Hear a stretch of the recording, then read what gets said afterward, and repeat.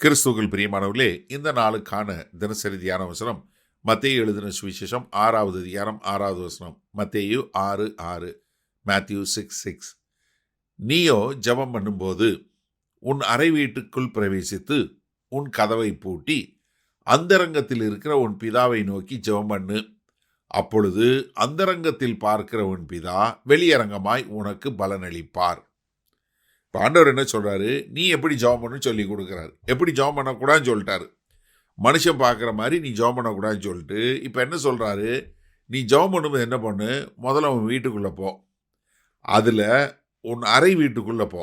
எப்படி? உன் வீட்டிலே ஒரு அறைக்குள்ளே, வீட்டுக்குள்ளே உள்ள ஒரு அறைக்குள்ளே போ. அதை என்ன பண்ணு? கதவை பூட்டு. என்ன? மற்றவங்களுக்கு தெரியாதபடி, மற்றவங்க பார்க்கும் விதமாக நீ வீண் வார்த்தை பேசாமல் நீ என்ன பண்ணு? ஒரு வீட்டுக்குள்ளே போ. உன் வீட்டுக்குள்ளே போய் உன் அறைக்குள்ளே போ. அறையை பூட்டிட்டு நீ என்ன பண்ணு? அந்தரங்கத்தில் இருந்து நீ அந்தரங்கத்தில் இருக்கிற உன் பிதா, யார் மற்றவங்க காண முடியாத ஒரு பிதாவுக்கு முன்பாக நீ ஜெபம் பண்ணு. அப்பொழுது அந்தரங்கத்தில் உன்னை பார்க்கிற அந்த பிதா உன்னுடைய ஜெபத்தை கேட்டு உனக்கு பதிலை கொடுப்பார். என்ன, நம்ம இன்னைக்கு தலையில அதை செய்கிறோமா?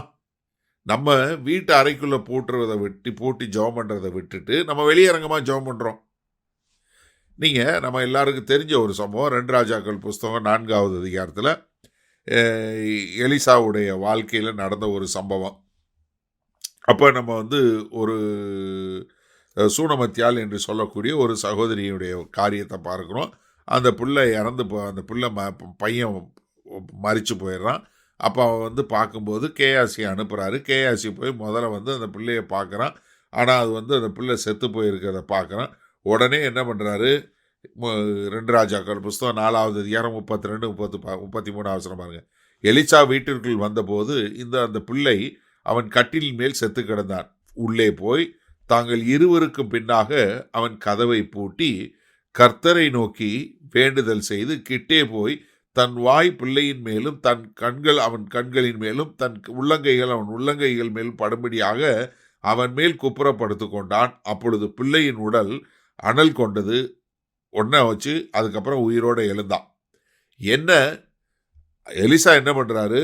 அறை வீட்டுக்குள்ளே போய் கதவை பூட்டிட்டு செய்கிறார். நீங்கள் கர்த்தராகிய இயேசு கிறிஸ்து ஒவ்வொரு முறையும் நீங்கள் நிறைய அதிசயங்களில் அற்புதங்களில் பார்த்தீங்கன்னா அவர் வீட்டுக்குள்ளே போய் கதவை போடுவார். கூட யார் இருப்பா? பேதுரு, யாக்கோபு, யோவான், இந்த 3 பேரை மட்டும்தான் அனுமதிப்பார். வேற யாரையும் அனுமதிக்க மாட்டார்.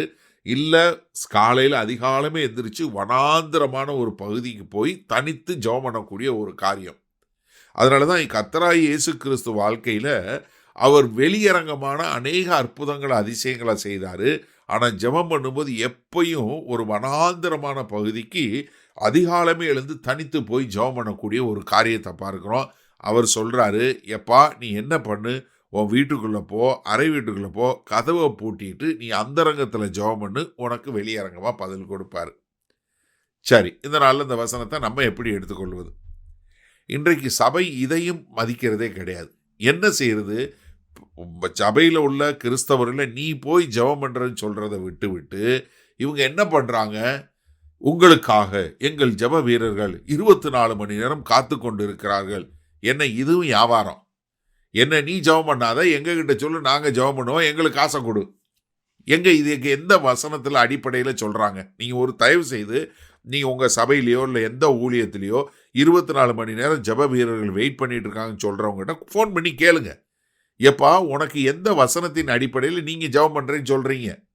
கேளுங்க, தயவு செய்து கேளுங்க. ஏன்னா இன்றைக்கு இதை வியாபாரமாய் மாற்றி காசு சம்பாதிக்கிறவங்க தான் ஜாஸ்தி ஆகிட்டாங்க. ஆனால் ஆண்டவர் என்ன சொல்கிறாரு? நீ போய் உன் வீட்டுக்குள்ளே கதவை பூட்டி நீ ஜெபம் பண்ணுன்னு சொல்கிறாரு. ஆனால் நம்ம இன்னைக்கு சபை நடத்துகிறவங்க, ஊழியம் நடத்துகிறவங்க என்ன சொல்கிறாங்க? எங்ககிட்ட வாங்க, நாங்கள் ஜெபம் பண்ணுறோம். அதனால தான் இன்றைக்கு நிறைய பேருடைய காரியங்கள் நடைபெறுவதில்லை. இன்னொரு காரியமும் சொல்கிறேன், அந்தரங்கத்தில் நீ ஜெபம் பண்ணு, அப்பொழுது வெளியரங்கமாக பதில் கொடுப்பார். இன்னைக்கு சபை பூரா என்ன பண்ணுது? வெளியரங்கமாக ஜெபம் பண்ணுது. அதனால தான் பதிலே வரமாட்டேங்குது. நல்லா சிந்திச்சு பாருங்க. இன்றைக்கு கொரோனா வந்துச்சு, டெய்லி ஜெபம் பண்ணாங்க. என்ன ஆச்சு? சிந்திச்சு பாருங்க ஒரு நிமிஷம். எவ்வளவு இதில் நிறைய பேர் தங்களுடைய பொருளாதாரத்தையும் தங்களுடைய வாழ்க்கையை இழந்தது தான் மிச்சம். ஐயா நீங்கள் ஜெபம் பண்ணணும். நான் மறுபடியும் சொல்கிறேன், ஒரு கிறிஸ்தவனுடைய ஜெபம் என்பது உயிர் மூச்சு போல. ஆனால் வேத வசனத்தின் அடிப்படையில் ஜெபம் பண்ண கற்றுக்கொள்ளணும். என்ன சொல்கிறாரு? நீங்கள் உங்கள் வீட்டுக்குள்ளே போய் கதவை பூட்டி உட்காந்து ஜெபம் பண்ணுங்க, அப்பொழுது வெளியரங்கமாக பதில் கொடுப்பாரு. அப்போ ஒவ்வொரு கிறிஸ்தவனும் அறைக்குள்ளே போய் பூட்டி இருந்தால் வெளியரங்கமாக பதில் வந்திருக்குமா? நிச்சயமாக வந்திருக்கும். ஏன்னா கர்த்தருடைய வார்த்தை உண்மையான வார்த்தை. அப்போ எனக்கு அருமையான இருந்தனால நல்லா தெரிஞ்சு கொள்ளுங்க. முதல்ல நீங்கள் ஜெபிக்க கற்றுக்கொள்ளுங்க. அதனால தான் நாங்கள் ஒவ்வொரு வீடியோலையும் எங்கள் வீடியோவில் பின்னாடி ஒரு 30 செகண்ட் போடுறோம். உங்களுக்கு ஏதாவது ஜெப தேவை இருந்தால் உங்கள் வீட்டுக்குள்ளே போய் கதவை பூட்டி நீங்கள் ஜெபம் பண்ணுங்க. உங்களுடைய ஜெபத்தை கர்த்தர் கேட்பாரு. செய்வீங்களா? வல்லபிதாவே, இந்த அருமையான நல்ல நாளுக்காய் நன்றி.